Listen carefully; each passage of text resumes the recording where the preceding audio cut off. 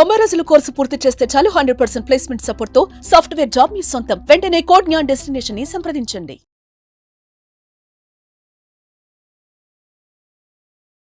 నమస్తే విజయ పెద్దన గారు. నమస్తే ఉషా.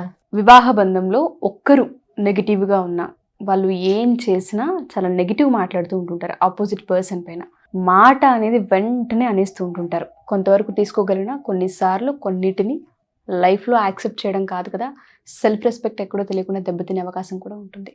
దానివల్ల ఒకళ్ళు ఎఫెక్ట్ అవుతారంటే కాదు, మళ్ళీ ఇద్దరు ఎఫెక్ట్ అవుతూ కనిపిస్తూ ఉంటుంటారు.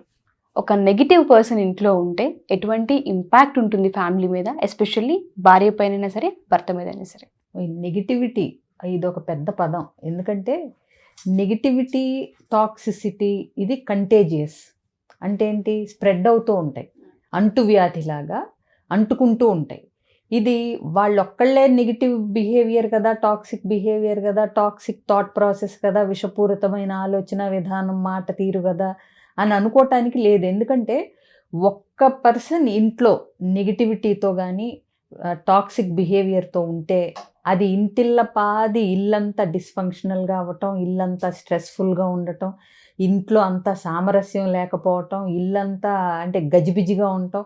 ఇంకా అంటే ఒక వ్యక్తి యొక్క ఇన్ఫ్లుయెన్స్, ఇంపాక్ట్ అది దట్టు నెగిటివ్ మైండ్ సెట్ ఉన్నాళ్ళు, టాక్సిక్ బిహేవియర్స్ ఉన్నాళ్ళు ఒక్కళ్ళు ఉంటే, భార్య కానీ భర్త కానీ, అది ఇల్లంతటినీ చిందరవందర గందరగోళం క్రియేట్ చేస్తుంది అనటంలో అస్సలు అతిశయోక్తి లేదు.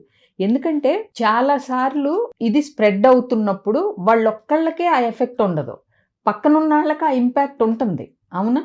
ఇప్పుడు నువ్వు ఉన్నావు నెగిటివ్ మైండ్ సెట్, ఏది ముందుకెళ్ళదు, ఏది అనుకున్నది అనుకున్నట్టు జరగదు అని నువ్వు ఎంతసేపు నెగిటివిటీ స్ప్రెడ్ చేస్తుంటే, ఒక కొత్త ఆలోచన చెయ్యాలి, ఒక కొత్త పని మొదలు పెట్టాలి, చేసే పని ఉత్సాహంగా చెయ్యాలి అని పక్కన వాళ్ళకి ఎలా అనిపిస్తూ ఉంటుంది? నువ్వు ఎప్పటికప్పుడు నీళ్లు జల్లుతూ నెగిటివిటీ స్ప్రెడ్ చేస్తూ, లేదా టాక్సిక్ బిహేవియర్ విషపూరితం. అంటే ఏంటి? నేను చెప్పిందే వేదం, నేను అన్నానంటే అది కరెక్ట్, నాకు అసలు ఎవడో చెప్పే పనే లేదు, నేను చెప్పిందే వినాలి, ఇట్లాంటివి ఉండి సో నీకేమీ తెలవదు అని, ప్లస్ ఒక మెచ్చుకోలు ఉండదు, ఒక గుర్తింపు ఉండదు, అలాగే ఒక బౌండరీస్ ఉండవు. అంటే అవతల వాళ్ళ పరిధుల్లోకి కూడా వెళ్ళిపోయి ఈ మాట అనొచ్చా, ఈ మాట అనకూడదా అనే విచక్షణ ఉండదు.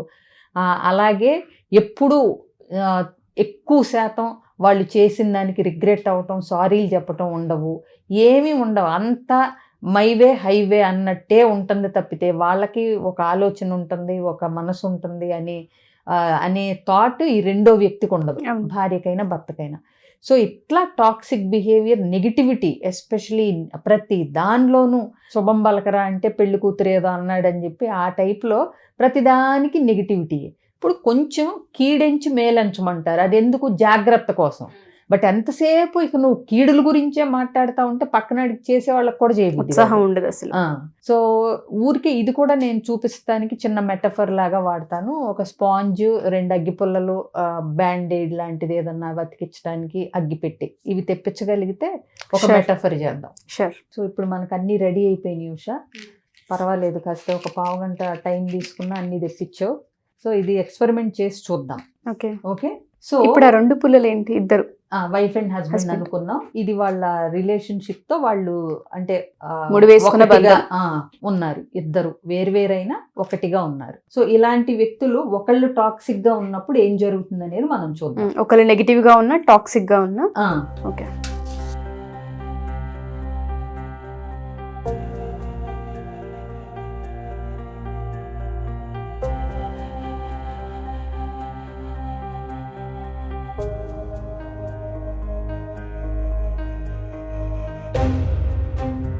సో ఈ నెగిటివిటీ అనేది కంటేజియస్గా ఎట్లా స్ప్రెడ్ అవుతుందో చూడు.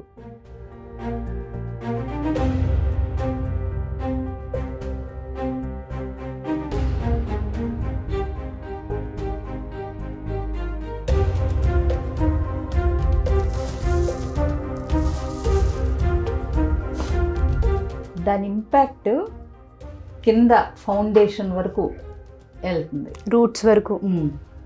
సో ఇది వాళ్ళిద్దరి రిలేషన్షిప్ యొక్క ఫౌండేషను అవి గనక మనం మెటాఫర్ కింద తీసుకుంటే కనుక అది ఎక్కడ దాకా నెగిటివిటీ స్ప్రెడ్ అవుతుంది అనేది చూడు నువ్వు. ఇవన్నీ ఏంటంటే ఒకసారి చూస్తే మనకు ఆ ఇంపాక్ట్ అర్థమవుతుందని ఇట్లా చూపించాను. అంటే ఒకళ్ళ నుంచి ఒకళ్ళకి స్ప్రెడ్ అవుతుంది అని చెప్పొచ్చు, బట్ ఎలా స్ప్రెడ్ అవుతుంది, ఆ స్ప్రెడ్ అయ్యే ప్రాసెస్లో నువ్వు కూడా నరకం అనుభవిస్తున్నావు, నీకు కూడా ప్రశాంతత లేదనేది గుర్తుపెట్టుకో. నువ్వు కూడా కాలిపోయావు కదా, అవునా? నువ్వు కాలిపోతూ అవతల వాళ్ళని కూడా కాల్చేసావు నీ నెగిటివిటీతో, నీ టాక్సిసిటీతో. ఇద్దరికీ సుఖం లేదు. ఆ ప్రాసెస్లో మధ్యలో ఉన్న రిలేషన్షిప్ కూడా దెబ్బతింది. సో ఇలాంటి ఒకటి అవ్వకుండా రివైవ్ చేసుకోగలగాలి అంటే మనం మనలో ఉన్న నెగిటివిటీని ఆ పైన ఫ్లేమ్గా ఉన్నప్పుడు అక్కడ, అంటే నిన్ను కాల్చేయక ముందు, నీ నుంచి అవతల వాళ్ళని కాల్చేయక ముందే నీలో ఉన్న నెగిటివిటీని నువ్వు గుర్తించి ఆపేసుకోగలిగితే ఇంత అనర్థం జరగకుండా ఉంటుంది. అసలు రూట్స్ వరకు వెళ్ళిపోయిందంటే ఒక చిన్న మాట, ఒక చిన్న నెగిటివ్ వర్డ్ ఎంత పెద్ద ఇంపాక్ట్ ని క్రియేట్ చేస్తుందో అర్థమవుతుంది. ఒక్క చిన్న మాట కాదు ఉషా, ఆ ఒక మాట అనే అలవాటు గ్రాంటెడ్. ప్రతిసారి నువ్వు ఒకే మాట అనొచ్చు, ఏదో ఒక మాట, కానీ ప్రతిసారి నీకు ఏదో ఒక నెగిటివ్ మాట, ఏదో ఒక నెగిటివిటీ, ఏదో ఒక టాక్సిసిటీని నువ్వు దాన్ని అంటువ్యాధిలాగా నీ నుంచి పక్కన వాళ్ళని కూడా కాల్చేసేలాగా మొత్తం కుటుంబాన్ని, జీవితాన్ని సమూలంగా నాశనం చేసేలాగా నిన్ను ఏదైతే ఒక బంధం, ఒక ఫౌండేషన్ నిలబెట్టిందో అది కూడా బీటలు వారే లెవెల్కి వెళ్తారు కొంతమంది. ఇది గనక ఏ వ్యక్తికి ఆ వ్యక్తి సెల్ఫ్ అనాలిసిస్ చేసుకోలేకపోతే ఇంట్లో జరిగే ఇంపాక్ట్లు మాలాంటి కౌన్సిలర్స్ దగ్గరికి తీసుకొచ్చి ఇలా అవుతున్నాయి ఎందుకు అంటే, ఇప్పుడు ఇదంటే 2 అగ్గిపుల్లలే కాబట్టి వెంటనే కాలిపోయింది. బట్ మన జీవితంలో అంత వెంటనే ఇంత 2 నిమిషాల్లో అంత అయిపోదు కదా.